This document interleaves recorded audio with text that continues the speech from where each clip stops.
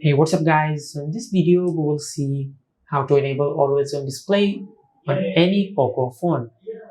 Now first of all, make sure that your Poco phone supports the always on display feature. Now if your Poco phone supports the always on display feature, just tap on settings. Now from here just search always on display. Now as you can see, this Poco phone does not support the always on display feature. If your Poco phone does not support the always on display feature, you can download a third-party app to enable always on display. Now to do that, just go to your home screen. Now from here, just open Play Store. Now from here, just search always on display. Now from here, just tap on search. Now from here, scroll down and tap on Movies Edge. Now from here, just tap on Install. Now it will take a few seconds to download the app.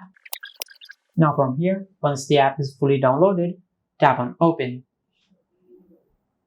Now from here, just select Draw over the apps. Now from here, scroll down and tap on Movies Edge. Now from here, just enable Allow Display over the apps. Now from here, just go back. Now from here, just select AOD. Now from here, scroll down and select the always on display style you like. We will select this one.